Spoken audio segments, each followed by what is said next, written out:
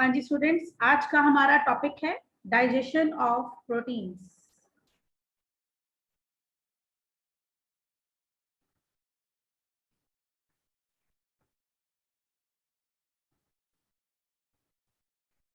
Proteins proteins हम किस form में खाते हैं?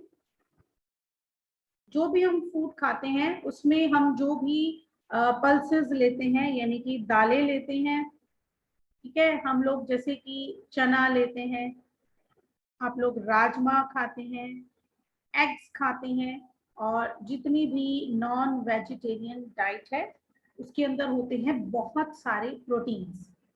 प्रोटीन्स क्या है, बेसिक इनका स्ट्रक्चर पहले हम थोड़ा सा स्टडी कर लें तो हमें डाइजेशन जो है वो इजी हो जाएगा। तो प्रोटीन्स का जो बेसिक स्ट्रक्चर है वो क्या है, अमाइनो एसिड्स। तो बहुत सारे अमाइनो एसिड्स इस तरह से मिलते हैं। ये है एक अमाइनो एसिड।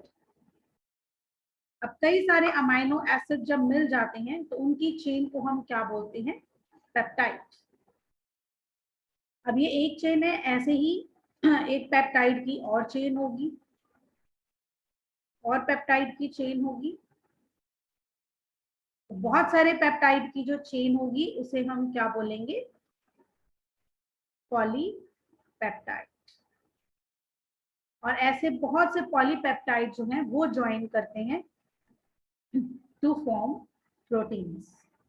तो डाइजेशन का हमारा पर्पस क्या है? डाइजेशन का पर्पस है कि ये जो प्रोटीन्स हैं इन प्रोटीन्स को तोड़कर वापस अमाइनो एसिड में बदल देना, इनके बीच के बॉन्ड्स तोड़कर यूं बदल देना। प्रोटीन्स का अगर हम स्ट्रक्चर देखें तो प्रोटीन्स में एक एंड पर लगा होता है amino group, means NH2 group, और दूसरी तरफ लगा होता है COOH, कार्बोक्सिलिक ग्रुप। तो इस तरह से बना होता है ये स्ट्रक्चर जो है, केमिकली है एक अमाइनो एसिड का स्ट्रक्चर। हमारा काम क्या है, इनको अलग करना है। ये एक, ये दो, ये तीन, इस डायरेक्शन में भी हम इनको कट कर सकते हैं। ये एक, ये दो, ये तीन, एक दो तीन, चाहे हम इस डायरेक्शन से ले लें चाहे हम इस डायरेक्शन से ले लें, हमने इन अमाइनो एसिड्स को अलग करना है। और यही हमारा पर्पस है डाइजेशन का। क्योंकि ये जो अमाइनो एसिड्स हैं ये कहाँ पर एब्जॉर्ब हो सकते हैं, हमारे ब्लड के अंदर। पूरे के पूरे प्रोटीन्स एब्जॉर्ब नहीं हो सकते। क्या एब्जॉर्ब हो सकता है, अमाइनो एसिड्स। और ब्लड में क्यों एब्जॉर्ब करना है, क्योंकि ब्लड ही एक ऐसा मीडियम है जो बॉडी के हर एक सेल तक पहुंचता है। और इस फूड की जरूरत किसको है, सेल को। हमने स्कूल में पढ़ा है, cell is the structural and functional unit of the body. अगर मैं कहती हूँ कि मेरी फिंगर है तो ये मेरी फिंगर किसने बनाई है, सेल ने। यानी कि सेल क्या बना रहा है, स्ट्रक्चर। अगर मैं कह रही हूँ कि मेरी फिंगर मूव कर रही है तो मेरी फिंगर नहीं मूव कर रही, मूव क्या कर रहा है, सेल्स। सेल्स ही फंक्शन कर रहे हैं मूवमेंट का। तो जो भी हम काम करते हैं वो बेसिकली कौन कर रहा है, हमारी बॉडी के अंदर सेल। तो इसका मतलब काम करने के लिए एनर्जी भी किसको देनी पड़ेगी, सेल को। सेल को एनर्जी कौन पहुंचा सकता है, ब्लड, ठीक है। और ब्लड के अंदर अगर हम फूड डालेंगे उस फॉर्म में डालेंगे जिसमें कि वो आसानी से ब्लड जो है इसको एब्जॉर्ब कर सके, तो ही हम हर एक सेल को एनर्जी दे सकते हैं। तो देखते हैं प्रोटीन की डाइजेशन जो है वो कैसे होती है। सबसे पहले हमने जो भी फूड लेना है वो कहाँ जाएगा, इन द बकल कैविटी। तो ह्यूमन बींग्स की जो बक्कल कैविटी है उसके अंदर कोई भी एंजाइम नहीं होता टू डाइजेस्ट प्रोटीन। प्रोटीन्स को डाइजेस्ट करने के लिए हमारे पास कोई भी एंजाइम प्रेजेंट नहीं है। हाउएवर, कुछ फ्लैश ईटिंग जो मैमल्स हैं, फ्लैश ईटिंग एनिमल्स जो हैं, उनके सलाइवा के अंदर हमें कुछ एंजाइम्स ऐसे मिलते हैं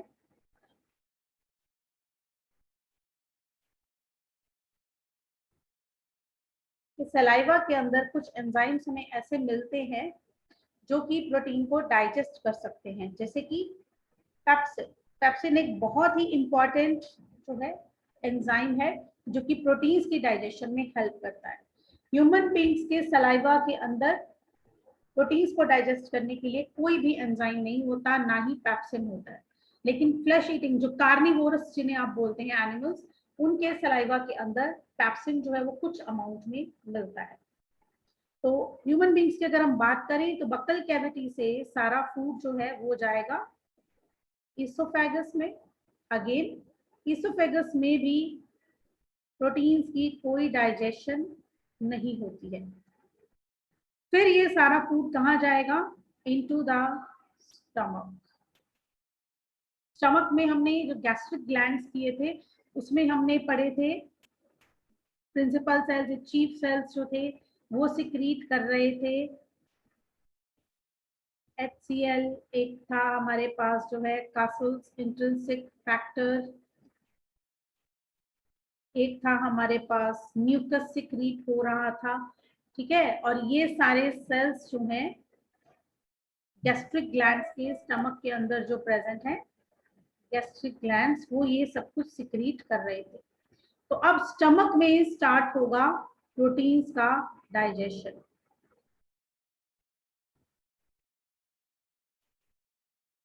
स्टमक में प्रोटीन्स का डाइजेशन स्टार्ट होगा। कैसे?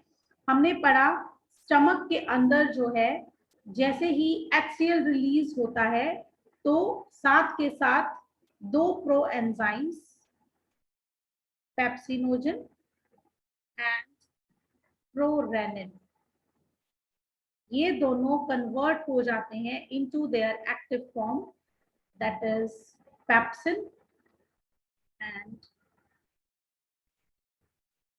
रेनिन।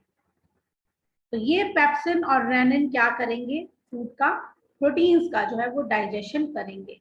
और ये किसकी प्रेजेंस में कन्वर्ट होते हैं? In the presence of hydrochloric acid. तो स्टमक में हाइड्रोक्लोरिक एसिड रिलीज होते ही जो फूड आता है उसको डाइजेस्ट करने के लिए, उसके प्रोटीन को डाइजेस्ट करने के लिए पेप्सिनोजन कन्वर्ट हो जाता है पेप्सिन में और प्रोरेनिन कन्वर्ट हो जाता है इनटू रेनिन। इसके बारे में भी हमने पढ़ा था कि जो प्रोरेनिन है ये प्रेजेंट होता है ओनली इन इन्फेंट्स, छोटे बच्चों के अंदर ही प्रोरेनिन प्रेजेंट होता है, जो क्या डाइजेस्ट करता है? मिल्क के प्रोटीन को, मिल्क का प्रोटीन जिसका नाम क्या है? सीजन। और पेप्सिन जो है वो डाइजेस्ट करता है प्रोटीन्स को। कैसे? पेप्सिन की प्रेजेंस में प्रोटीन्स जो हैं, in the presence of pepsin, proteins का जो डाइजेशन हो जाता है into proteoses plus peptones plus polypeptides. ये मैंने आपको बता ही दिया, छोटे छोटे ये वो मॉलिक्यूल्स हैं। प्रोटीन जो है वो अमीनो एसिड की चेन है। कैसे अमीनो एसिड्स जुड़ते हैं, चेन बनाते हैं पेप्टाइड। एक से ज्यादा पेप्टाइड मिल जाते हैं तो पॉलीपेप्टाइड, अगर दो की चेन है तो पेप्टोसिस। इस तरह से इनको हम नेमिंग करते हैं। तो प्रोटीन जो कि कॉम्प्लेक्स चेन है वो पेप्सिन की प्रेजेंस में कन्वर्ट हो जाती है थोड़ी सी सिंपल चेन्स के अंदर, पेप्टियोसिस, पेप्टोन्स एंड पॉलीपेप्टाइड्स। और ऐसा क्यों होता है? जब स्टमक के अंदर रिलीज होता है हाइड्रोक्लोरिक एसिड और पेप्सिनोजन जो कि प्रो एंजाइम है, यानी कि इनएक्टिव फॉर्म है एंजाइम की, वो पेप्सिन में इसको कन्वर्ट कर देता है। तो पेप्सिन प्रोटीन्स को तोड़ रहा है इनटू पेप्टियोसिस, पेप्टोन्स एंड पॉलीपेप्टाइड्स। ये सब होता है स्टमक के अंदर। स्टमक के बाद जो सारा फूड है वो कहाँ जाएगा? स्मॉल इंटेस्टाइन के first part, that is duodenum. अब अगली डाइजेशन होगी किसके अंदर? ड्यूडेनम के अंदर। ड्यूडेनम के अंदर हमें मालूम है कि जो स्टमक से फूड आया है जो सारा एसिडिक है, क्योंकि HCl उसके अंदर है, अब वो सारा फूड एसिडिक है, तो उसको अल्कलाइन बनाने के लिए ड्यूडेनम के अंदर सबसे पहले एड ऑन होता है बाइल जूस। बाइल जूस जो कि अल्कलाइन है, वो अपनी अल्कलिनिटी से ड्यूडेनम के अंदर आने वाले फूड को अल्कलाइन कर देता है, यानी कि अब यहाँ का pH हो जाता है 8 to 8.5। अब इतने pH पर सारा फूड जो है वो डाइजेस्ट होगा। इसके अलावा और क्या ऐड ऑन होता है इसके अंदर, डोडेनम के अंदर ऐड होता है पैंक्रियाटिक जूस। अब पैंक्रियाटिक जूस की बात करें तो पैंक्रियाटिक जूस के अंदर हमने पढ़े थे 3 तरह के एंजाइम्स। कौन कौन से 3 एंजाइम्स हमने इसमें किए थे, कोई बता सकता है? Trypsin, no, trypsinogen and prochymotrypsin, chymotrypsinogen, procarboxy peptidase.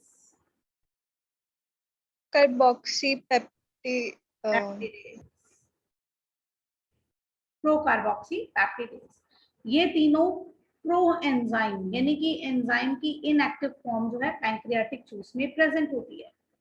तो अलग अलग जो हम कहेंगे फर्दर जो अलग अलग एंजाइम्स हैं, हार्मोन्स हैं, जैसे कि एंटीरोकाइनेज, इसकी प्रेजेंस में ये ट्रिप्सिनोजन जो है ये कन्वर्ट हो जाएगा into its active form that is trypsin. Chymotrypsinogen into chymotrypsin and procarboxypeptidase into carboxypeptidase।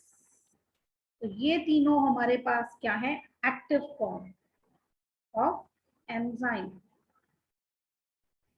अब ये काम करते हैं तो ट्रिप्सिन, काइमोट्रिप्सिन और कार्बोक्सीपेप्टिडेज, ये तीनों जो हैं अब प्रोटीन्स का और ब्रेक डाउन कर देंगे।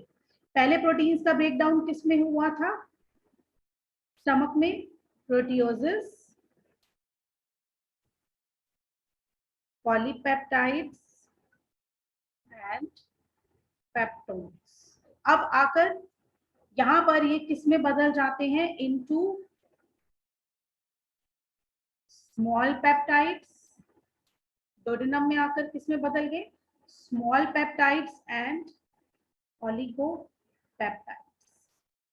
स्मॉल पेप्टाइड्स या ओलिगोपेप्टाइड्स क्या होंगे, फिर से देखते हैं। ये एक पेप्टाइड थी, अगर 1 2 3 4 5 6 अमीनो एसिड मिलाकर अगर एक पेप्टाइड बनता है तो ये 3 वाले छोटे छोटे पेप्टाइड। ओलिगो मीन्स छोटा मॉलिक्यूल, तो छोटे छोटे इस तरह के मॉलिक्यूल्स में ये, जिसमें 3-4 अमीनो एसिड लगे हैं, उसके अंदर ये टूट जाएंगे।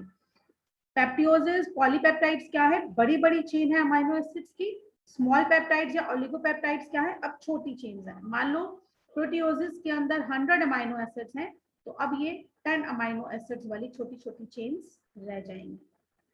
ठीक है, अभी भी प्रोटीन्स डाइजेस्ट पूरी तरह से नहीं हुए हैं, क्योंकि हमें प्रोटीन्स को किस में कन्वर्ट करना है, फाइनली सारे ही प्रोटीन्स को कन्वर्ट करता है इनटू अमीनो एसिड, क्योंकि अमीनो एसिड ही वो मॉलिक्यूल है जो ब्लड के अंदर जा सकता है। तो अब ये फूड डोडेनम से आगे चलेगा और डोडेनम के अगले पार्ट तक भी ये पहुंचेगा, और डोडेनम का अगला पार्ट है दैट इज जेजुनम, और फाइनली इलियम। जेजुनम में भी अभी कुछ नहीं हो रहा, लेकिन इलियम में जाकर ये डाइजेशन कंप्लीट होगी। कैसे कंप्लीट होगी, इलियम के अंदर जो है ऐड होगा अब इंटेस्टाइनल जूस, और इंटेस्टाइनल जूस ऐड होगा जिसे हमने एक और नाम दिया था सक्कस एंटेरिकस। सक्कस का मतलब होता है जूस, और एंटेरिकस यानी कि एंटीरॉन का, एंटीरॉन मींस इंटेस्टाइन।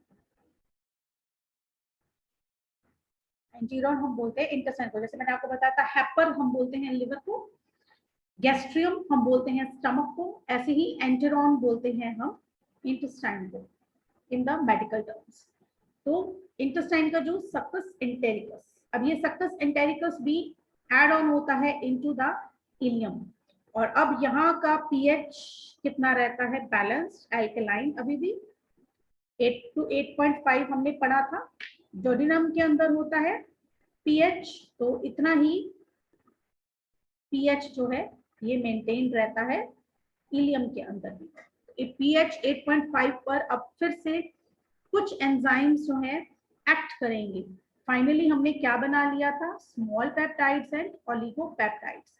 तो इन स्मॉल पेप्टाइड्स और ओलिगोपेप्टाइड्स पर एंजाइम्स एक्ट करेंगे।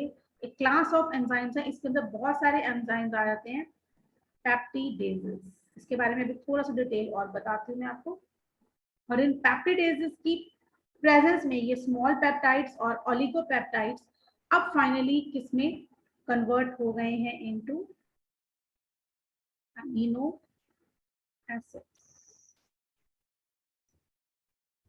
अब पेप्टिडेजेस कैसे काम करेंगे, देखो मैंने आपको बताया कि एक अमाइनो एसिड के स्ट्रक्चर में एक तरफ लगा होगा अमाइनो ग्रुप यानी कि NH2, और दूसरी तरफ इसमें लगा होगा COOH, carboxylic group.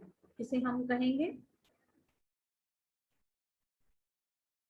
Carboxylic group, और इसे हम कहेंगे अमीनो ग्रुप। ठीक है, मैंने आपको ये बताया था कि इसका जो कटिंग है, ये एक जो पेप्टाइड चेन है, कार्बन कार्बन इससे जो करके बनी है, कि एक एक अमाइनो एसिड ऐसे टूटेगा। अगर हम कार्बोक्सिलिक एसिड से शुरू होते हैं तो 1 2 3, ये एक, ये दूसरा, ये तीसरा अमाइनो एसिड। तो अगर ये चेन यहाँ से टूटनी शुरू होगी अमाइनो एसिड को अलग करने के लिए कार्बोक्सिलिक वाली साइड से, तो यहाँ पर एंजाइम कौन से यूज होंगे, कार्बोक्सी पेप्टिडेज, यानी कि कार्बोक्सिलिक ग्रुप को सबसे पहले तोड़ने वाले पेप्टिडेज एंजाइम, कार्बोक्सी पेप्टिडेज।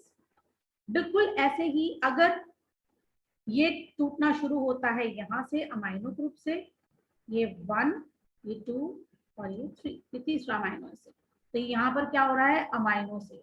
ठीक है, तो इसको हम बोलेंगे अमाइनो पेप्टिडेज।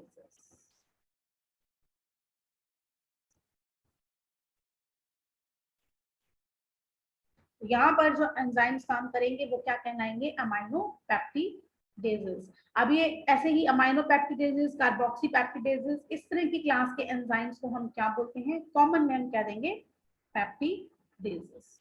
इन पेप्टिडेजेस की हेल्प से, चाहे वो अमाइनो पेप्टिडेज है चाहे वो कार्बोक्सी पेप्टिडेजेस है, उनकी हेल्प से हम इन स्मॉल पेप्टाइड्स और ओलिगोपेप्टाइड्स को फाइनली किस में कन्वर्ट कर रहे हैं, अमीनो एसिड्स के अंदर। जो लोग सबसे, जो अगर हम बात करें कि इम्पोर्टेंट क्या है प्रोटीन्स की डाइजेशन में, सबसे ज्यादा इम्पोर्टेंट चीज क्या है, तो वो एक एंजाइम है, दैट इज पेप्सिन। बहुत सारे ऐसे लोग होते हैं जिनके अंदर पेप्सिन नहीं होता, किसी कारण से नहीं होता। किस कारण से नहीं होता, जेनेटिक डिसऑर्डर हो सकता है, यानी कि आपके जीन्स में प्रॉब्लम हो सकती है। जीन्स समझते हैं सभी क्या होते हैं, यस मैम। जीन्स क्या होते हैं, जो एक उनके पेरेंट्स से इनहेरिटेडली कोई भी चीज हो। हेरिडिटरी चीज को कैरी करते हैं। ये है हमारा सेल, ये सेल का न्यूक्लियस, न्यूक्लियस के अंदर क्रोमोसोम। क्रोमोसोम को अगर हम देखें तो वो इस तरह से उलझे हुए एक धागे से बना है, जिसे हम क्या बोलते हैं, डीएनए। और इस डीएनए के ऊपर लगे हुए होते हैं जीन्स। अगर किसी का ये जीन मान लो मिसिंग है ही नहीं ये वाला जीन, और इस जीन ने क्या करना था, पेप्सिन हार्मोन बनाना था, पेप्सिन जो है एंजाइम बनाना था, तो अब क्या होगा, उस पर्सन के अंदर पेप्सिन एंजाइम नहीं बनेगा, यानी कि वो प्रोटीन्स को डाइजेस्ट नहीं कर पाएगा।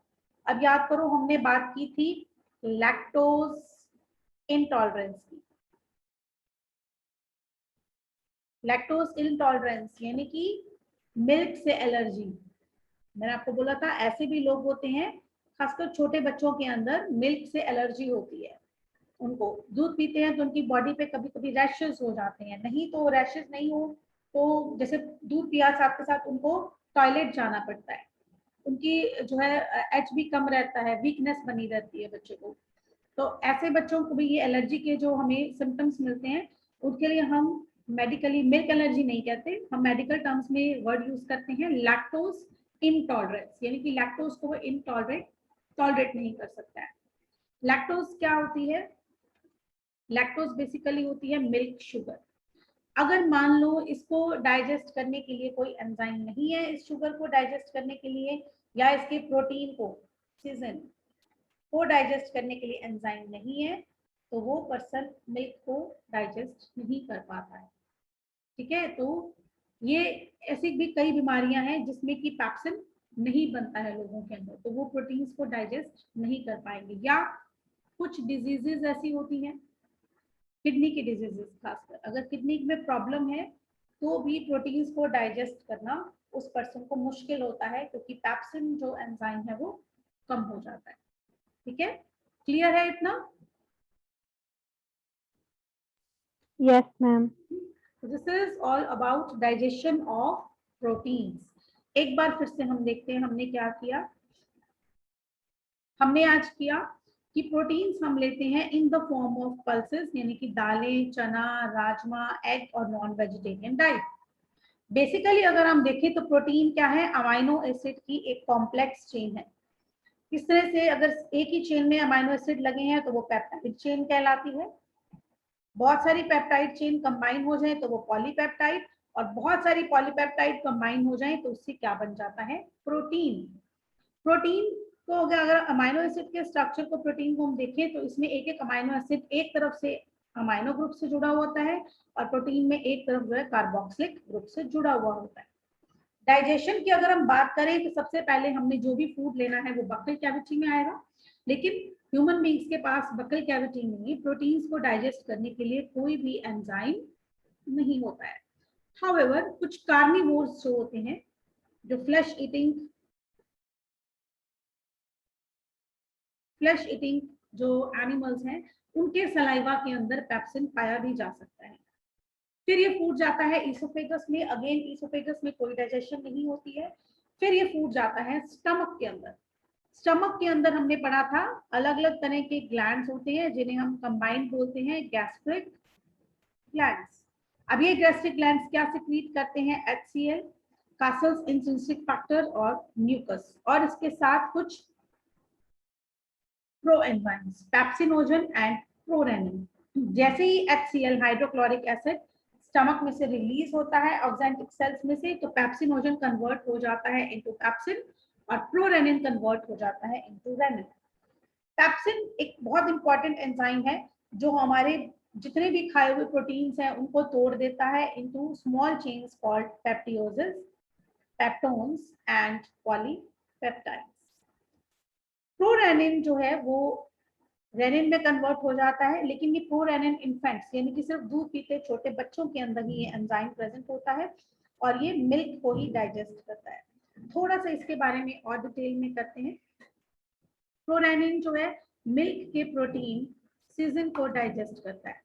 ये क्या करता है, सीजन के साथ कंबाइन करवा देता है कैल्शियम को, और सीजन के साथ कैल्शियम मिलकर बन जाता है, it forms a compound called calcium paracaseinate. और ये calcium paracaseinate in the form of curd जो है वो बाहर आता है। हमने लास्ट लेक्चर में भी डिस्कस किया था कि छोटे बच्चे जब मिल्क पीते हैं तो उसके बाद वो कुछ मिल्क को कर्ड बनाकर, दही बनाकर जो है वो बाहर निकाल देते हैं। इस प्रोसेस को हम बोलते हैं कर्डलिंग। तो ये छोटे बच्चे कर्डलिंग क्यों करते हैं, क्योंकि उनके अंदर एक एंजाइम होता है रेनिन। रेनिन एक्चुअली हमारे अंदर भी होता है, हमारे अंदर एक हार्मोन होता है बेटा renin. When we will discuss excretory system, kidneys के बारे में जब हम पढ़ेंगे तब हम रेनिन के बारे में पढ़ेंगे। रेनिन एक हार्मोन है जो कि हमारा ब्लड प्रेशर मेंटेन करने में हेल्प करता है, और ये रिलीज होता है किडनी में से। ठीक है, लेकिन यहाँ पर हम रेनिन एक एंजाइम की बात कर रहे हैं जो किसमें प्रेजेंट होता है, सिर्फ और सिर्फ छोटे बच्चों में। रेनिन क्या करता है, जो मिल्क का प्रोटीन है दैट इज सीजन, उसके साथ कैल्शियम को मिलाकर उसको सेमी सॉलिड फॉर्म में बना देता है, जिससे कि हम बाहर जो निकलता है उसे हम कर्ड की फॉर्म में देखते हैं। जैसे जैसे बच्चे बड़े होते हैं, सभी तरह का फूड खाने लगते हैं, तो ये जो एंजाइम है ये रिलीज होना बंद हो जाता है। फिर हमने देखा स्टमक के बाद सारा फूड पहुंचता है इनटू द डोडेनम। डोडिनम में लिवर से आने वाला बाइल जूस आता है और ये एल्केलाइन होता है क्योंकि इसके अंदर बाइकार्बोनेट आयंस बनकर आते हैं और ये बाइकार्बोनेट आयंस स्टमक से आने वाले एसिडिक फूड को एल्केलाइन बना देते हैं। प्लस रिलीज होता है पैंक्रियाटिक जूस। कहाँ से निकलता है? पैंक्रियाज में से। ये सब हम डिटेल में कर चुके हैं। तो पैंक्रियाज में से जो पैंक्रियाटिक जूस निकला है उसमें 3 तरह के प्रो एंजाइम होते हैं, ट्रिप्सिनोजन, काइमोट्रिप्सिनोजन एंड प्रोकार्बोक्सीपेप्टिडेज।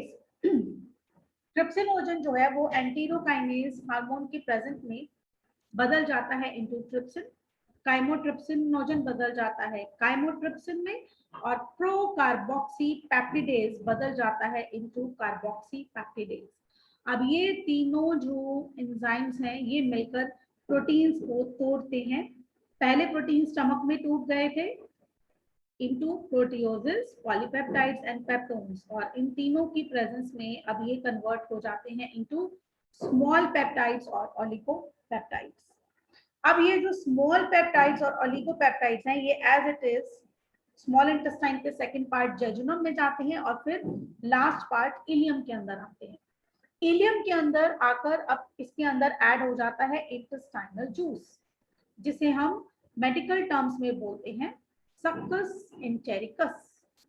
ये जो सक्कस एंटेरिकस है इसके इफेक्ट के कारण अब जो इलियम के अंदर आकर जो बचे हुए हमारे ओलिगोपेप्टाइड या स्मॉल पेप्टाइड्स थे इसके अंदर जो प्रेजेंट पेप्टिडेजेस एंजाइम है सक्कस एंटेरिकस के, वो इन स्मॉल पेप्टाइड्स और ओलिगोपेप्टाइड्स पर एक्ट कर कर इनको कन्वर्ट कर देते हैं इनटू अमाइनो एसिड्स। और हमारा पर्पस ही यही था प्रोटीन्स को अमाइनो एसिड में तोड़ देना। लेकिन ये जो पेप्टिडेजेस एंजाइम है ये 2 तरह के हो सकते हैं, कार्बोक्सी पेप्टिडेजेस और अमीनो पेप्टिडेजेस।